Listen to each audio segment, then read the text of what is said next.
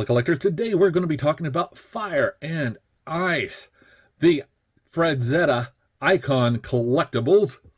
And here we have Darkwolf. So if I open this up, we get to see a product shot here. And we have this little bit of blurb about Darkwolf. Very cool that Frank Frazetta said this. So here we have the figure itself.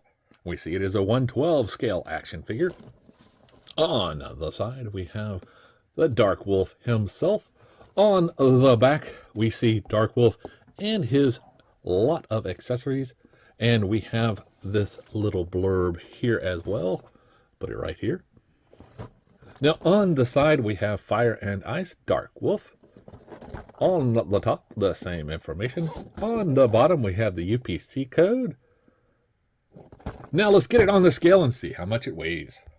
Okay, Darkwolf is coming in at 11.8 ounces. So let's get him off the scale and out of the box. Hey, open, damn it, open! Now, to get him out of the box, all you simply do is cut the one piece of tape at the top, then fold the tabs down, and we can pull him out.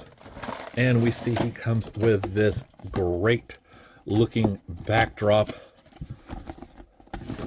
which looks very, very nice. Now, he is encased in this plastic here. You just simply pull up on the sides, top and bottom, and then you get the figure. Now, if I take this and pull it down, all of it comes out. We can see how it would have laid in here. The bow arrows, all of the heads and hands right here, and his axe. We simply just take this, put them in the right way, and get this stuff out of the way. Now, this is a very cool looking set, and this figure is definitely reminding me to watch the movie yet again. Now, if you have never seen this movie, go see it.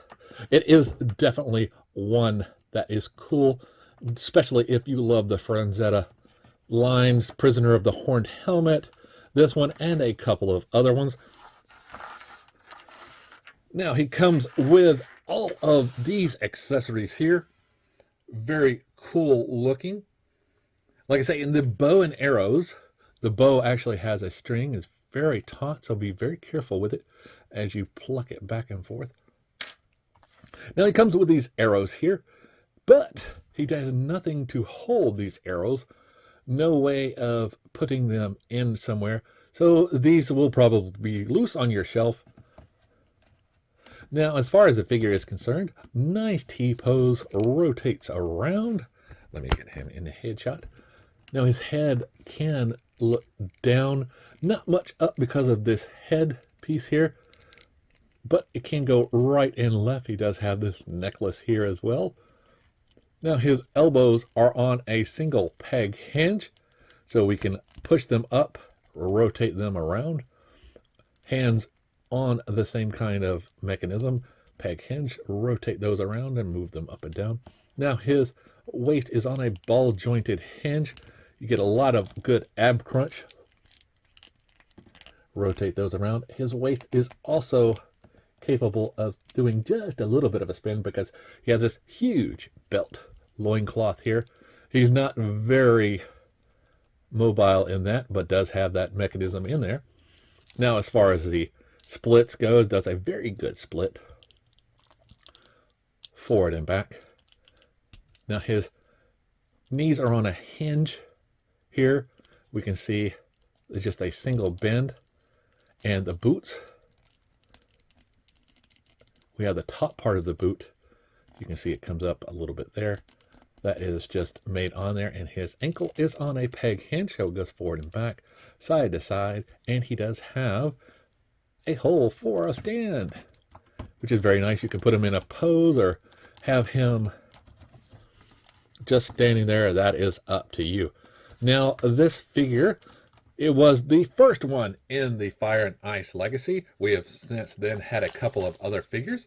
This figure is coming in right at 7 inches tall, which puts him on line with the McFarlane figures. However, he is very thin for a McFarlane or even a NECA looking figure. So you will get a little bit of difference for those. Yeah, he does not really sit in there with them, but he still looks cool on a shelf with other figures. Now he does have these extra hands that you can hold the axe with. Depends on if you want to make him left or right. That is up to you. Or if you want him to shoot the bow, he also has this hand here that can hold the arrow. It's got a little hole right there. You can plug in the back of the arrow, and he can hold using that same hand. However, you do have to move that thumb out of the way and get that bow in there because it is a tight fit.